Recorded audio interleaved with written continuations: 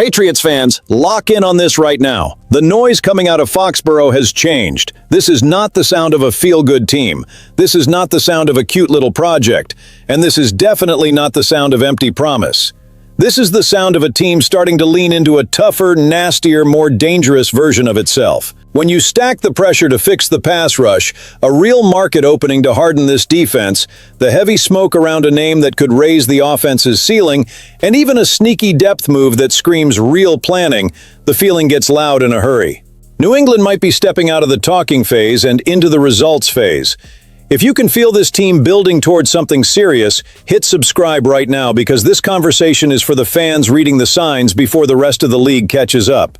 If there is one thing keeping this team from becoming a real threat, it is not hard to find. It is screaming at you. The Patriots finished last season without a true answer when it came to collapsing the pocket when the game demanded it most, and that showed up in the ugliest possible way in the Super Bowl 30 loss to Seattle. Sam Darnold had way too much comfort, way too much time, and when that happens to a defense that is supposed to impose its will, the whole structure starts to feel softer than it should. This is not just about a stat. This is about presence. This is about looking at the front seven and asking, who changes the snap?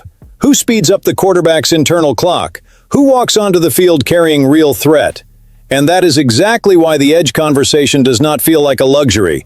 It feels like structural necessity. New England has 11 picks in the 2026 draft, has needs in more than one place, and still the idea of spending premium capital on a pass rusher remains alive for one simple reason. This staff knows where the defense lost its bite, and inside that picture the name Malachi Lawrence keeps gaining weight. Now let's keep this straight. There is no confirmation that he will be the pick. What there is a very clear setup. The Patriots view edge as a need. This draft brings real talent at the position, and Lawrence is climbing boards as the kind of profile that fits what Vrabel, Williams, and Coor seem to want. And when you really dig into the player, the connection starts making all kinds of sense.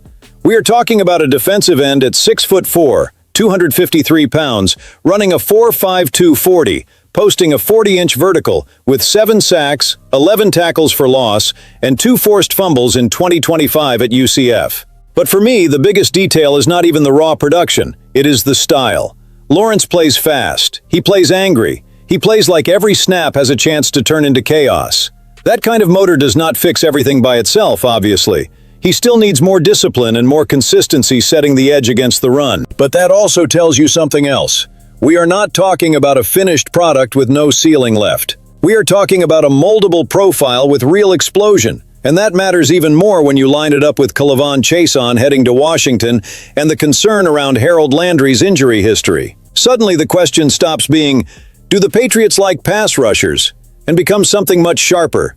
Can New England really afford to wait too long to attack this spot? Because if the rush keeps showing up late, the entire defense plays under stress.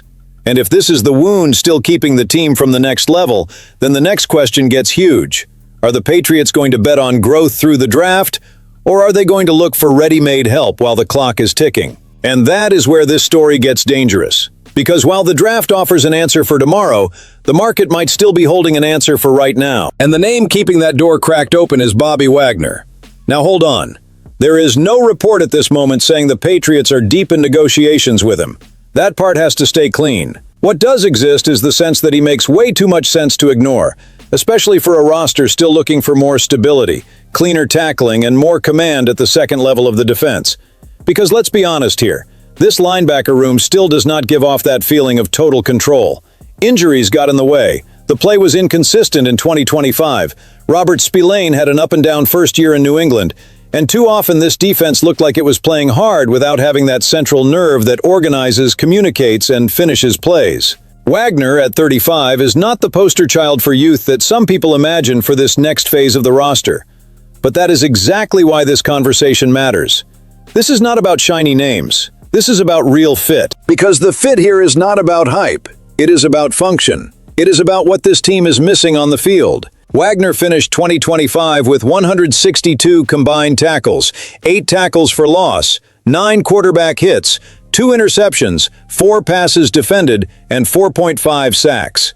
That is not some old resume trying to survive off reputation. That is recent production. And more than that, it is versatility. This is a linebacker who diagnoses fast, closes angles, cleans up other people's mistakes, and brings leadership weight to a locker room trying to build a stronger identity under Vrabel. Now, is there risk? Of course there is. Age cannot be shoved under the rug. Over a long season, the Patriots would have to think about workload, rotation, and how much they want to depend on a veteran with that much mileage.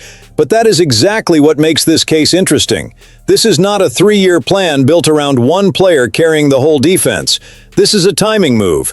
Maybe a 1-year swing to speed up maturity, bring order to the chaos, and stop a promising unit from breaking down on basic things like missed tackles and busted communication. And there is another layer here. If New England really wants to turn potential into production, it cannot only chase ceiling. Sometimes you have to buy solid ground. You need a player who stabilizes the room, delivers immediate answers, and helps everyone else grow around him. And if Wagner represents that kind of concrete opportunity, then the conversation naturally jumps to a bigger scale. Because if the defense can gain backbone through the market, the offense is still staring at a move that could change the entire landscape. And that is where the heaviest name in this whole story starts hovering over Foxborough again. Because one thing is fixing a weak spot. Another thing entirely is deciding you want to raise the ceiling of the whole team. And when the topic turns to A.J. Brown, the temperature shoots through the roof. This is not a mock draft name. This is not a depth tweak. This is not a veteran brought in to patch a leak. We are talking about a player who changes the geometry of the defense before the snap even happens. That is why this story cannot be treated like random gossip. So what is concrete? There is his old connection with Mike Vrabel from their Titans days.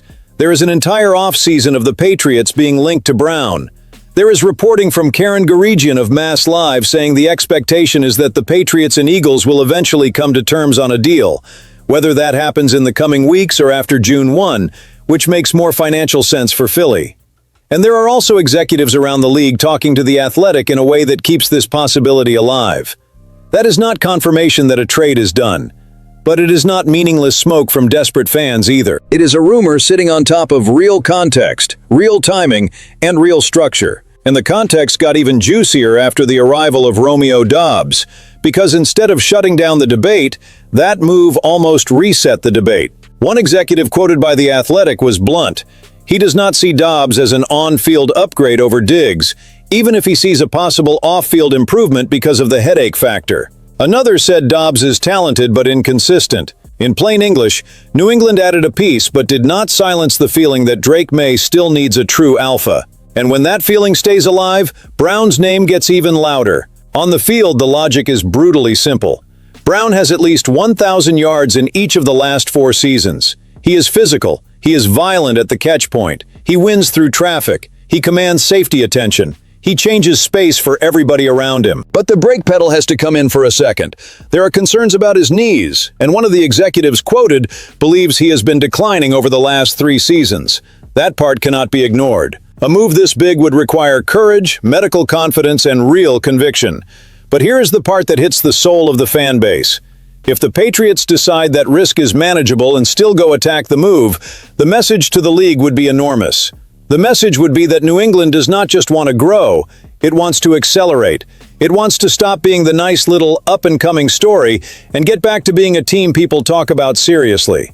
And if this rumor has any real legs at all, then the question is no longer whether A.J. Brown would help.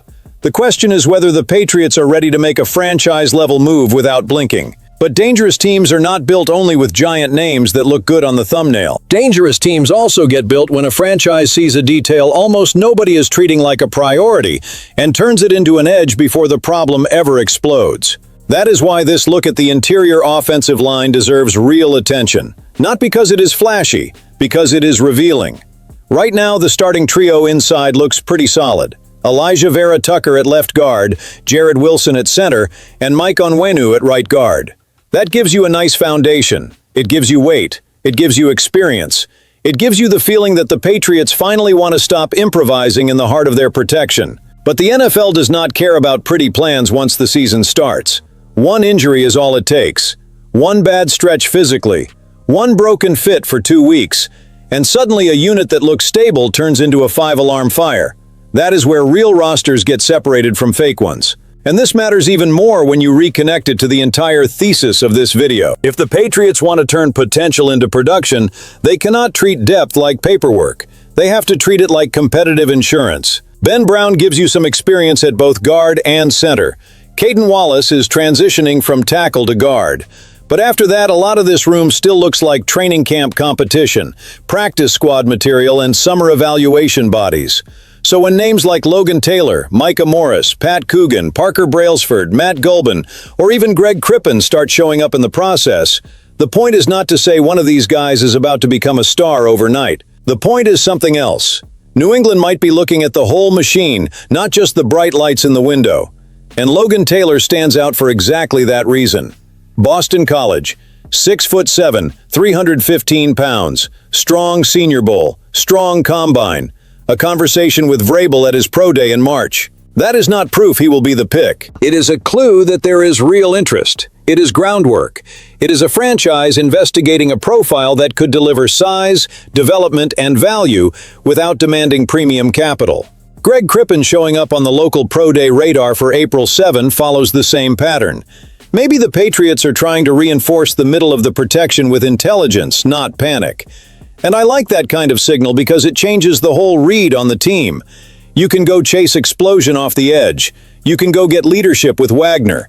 You can go swing for the moon with A.J. Brown. But if the roster cannot absorb the punches of a full season, all of that starts losing power. So now I want to hear from Pats Nation in the comments.